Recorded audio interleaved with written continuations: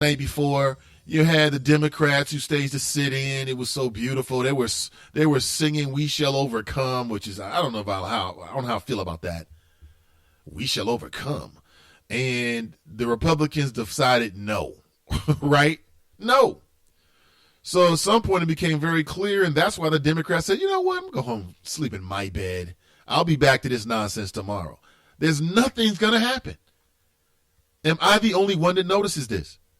I would like to know. Check this out. I'm reading that U.S. Senator Rob Portman. He wants to be our friend now. Guess why? Oh, that's right. He's running for re-election. He wants to continue to be a senator. Pardon me. He wants to continue being the senator from Ohio. Yeah, live, local, and vocal. You hear it all. U.S. Senator Rob Portman. Now he's claiming that Time Warner may have been overcharging customers. Overcharging customers. An investigation by the U.S. Senate's Permanent Subcommittee on Investigations revealed that Time Warner Cable and Charter Communications have consistently failed to provide refunds to customers who knew they overcharged, Have you ever received a bill? And listen, we can talk about Time Warner or we can talk about just in general because I think this happens a lot. And I've seen this happen with like energy bills a lot. I've seen this happen with the type of bills that people have to pay on a regular basis. Okay, you want to call these necessities. Is internet access a necessity? Because I believe it is. I believe it is, and so does the FCC, as a matter of fact. But I've just noticed with those type of bills, like the type of bills you get on a monthly basis, you ever notice that sometimes you've been overcharged like $5 or $10 or $20 or maybe it's just $2 and you're like, wait a minute, $2. But you should complain each and every time. And you should complain and follow your complaint until you receive your refund. Because I don't believe that in some cases these are coincidences. Like, I'm just reading about Time Warner for the first time early this morning. So I can't speak to whether or not I know for sure because I don't believe I've ever looked at a Time Warner bill and have been overcharged because I look at those kind of things. Like, don't charge me for no damn movies I didn't watch. I didn't watch these damn movies. And if I watch a movie, like if I've purchased a movie, from Time Warner Cable, like pay-per-view, and this happened before where like I just don't get a chance to watch it. I think I have the time. I'll call them and get a credit. I'm very sensitive about those kind of things because they try to nickel and dime you. But if I'm taking nickels and dimes from tens of thousands of people on a monthly basis, you know what, over a year or so, that's going to add up. That's going to add up. And a report says that Time Warner overcharged 40,000 Ohio customers more than $430,000 in just 2015 alone. And up to 11,000 Ohio customers between January 2016 and May 31st, totaling $108,000. So props to Rob Portman, who wants to be our friend. He wants to act like he gives a damn about consumers because he wants people to vote for him. But I appreciate the little golden nugget. Double check your Time Warner bill. I don't know about you, but I don't have time to give to people or money to give to people for services that they didn't perform. No. If I don't get a chance to view HBO, I don't want to be charged for HBO. And what's this extra 50 cents? Again, if you take 50 cents from 40,000 people every single month, how much money is that? It's at least $20,000, isn't it? That's $20,000 a month times 10. That's $200,000 in just 10 months from 50 cents for 40,000 people. Think about that.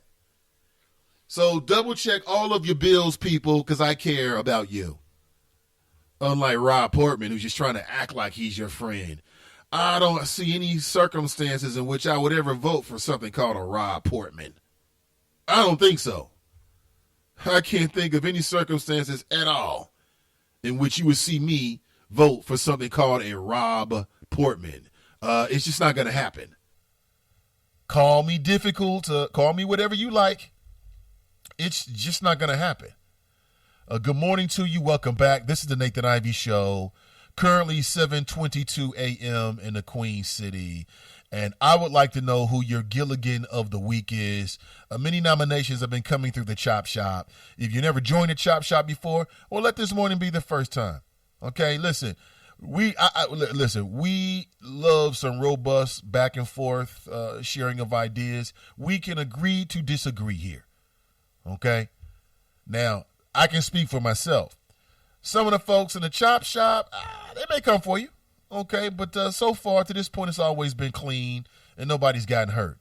Okay, my name is Nathan Ivey. Again, this is the Nathan Ivey Show, and we'll be back with more. We'll be back with more right after this. All right, everybody in the car, let's go. What are we going to do first when we get there, Mom? Go for a hike? Sure, if you want. What about canoeing? Can we go canoeing too? I don't see why. What about a bike ride? No, I want to fish. Okay. I've never been fishing. Honey, we can do it all. How long does it take to get to the forest? It's not. Is it going to be long? No, sweetie. I bet it takes forever. It's not that far. Are we there yet? Yep, we're here. Already? No way. Come on. It's a short drive from your neighborhood to your naturehood. Visit discovertheforest.org to find a neighborhood park or green space near you. Also, find fun activities to do like boating and biking or camping and hiking, plus much more. It's all right in your naturehood. A public service announcement brought to you by the Ad Council and the U.S. Forest Service. Dad, this is fun. I didn't think I'd like kayaking. Well, I'm glad you enjoyed it, but I think it's time to head back in. Okay. Can we come back? Sure. Tomorrow? Let's check with Mom. Hey, be careful getting out of the boat. It's a kayak, Dad. I'm going to return the kayak. Just make sure you have everything. Yep. Can we walk home? How about a taxi? 233 North Maple, please. It's a short fare from your neighborhood to your naturehood. Visit discovertheforest.org to find a neighborhood park or green space near you. Also, find fun activities to do like boating and biking or camping and hiking, plus much more. It's all right in your naturehood. Best day ever. A public service announcement brought to you by the Ad Council and the U.S. Forest Service. Now back to the show.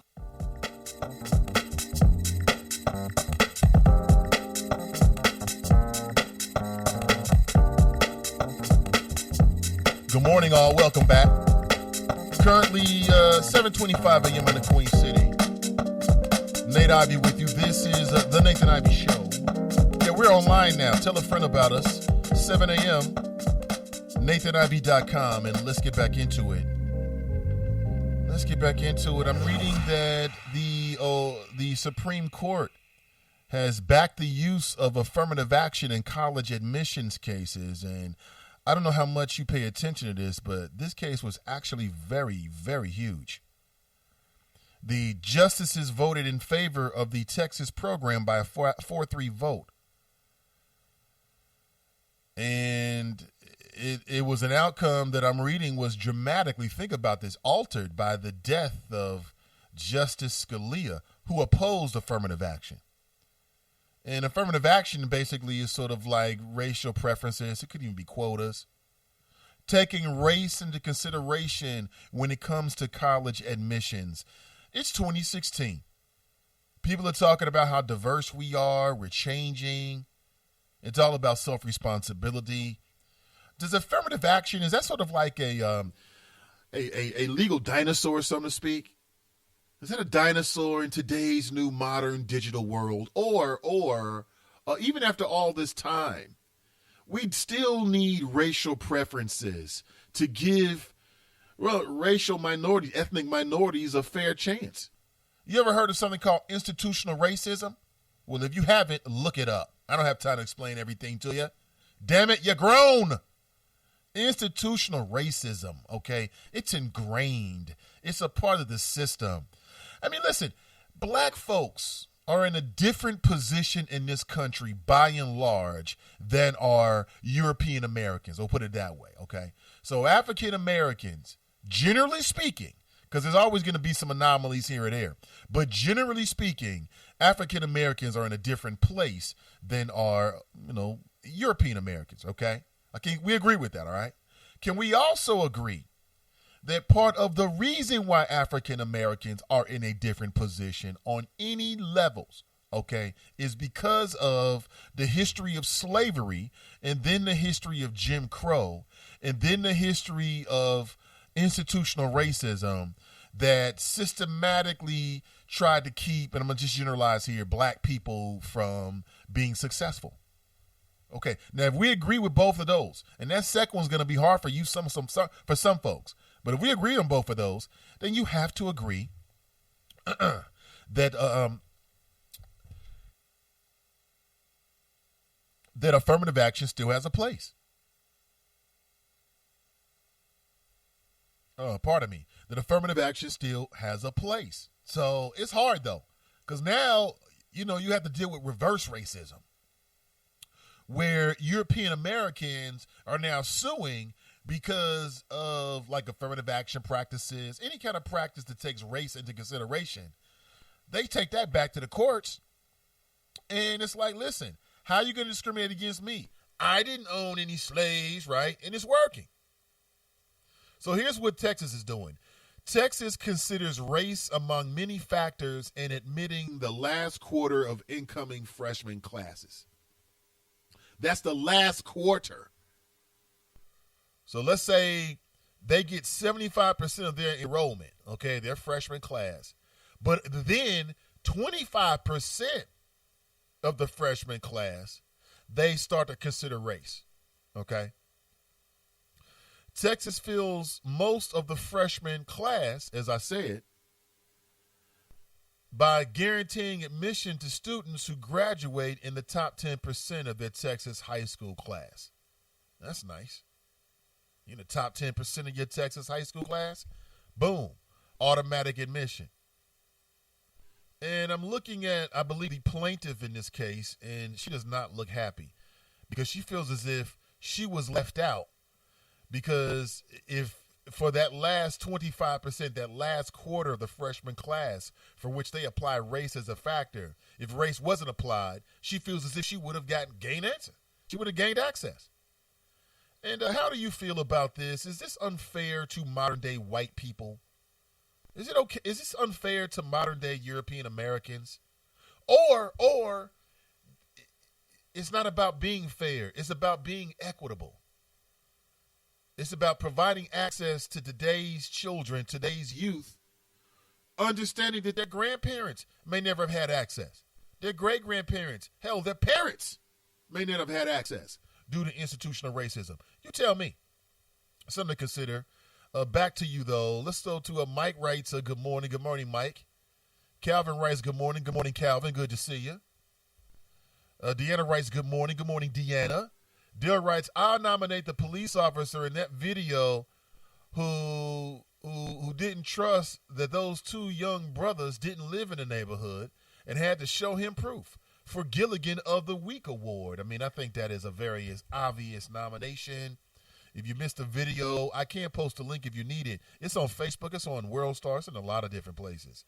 But you see this police officer pull these brothers over, and it's like they got to answer all these questions and what they're doing and where they're going and why are you in the neighborhood? You don't look familiar. It's like, damn it, you don't look familiar to me.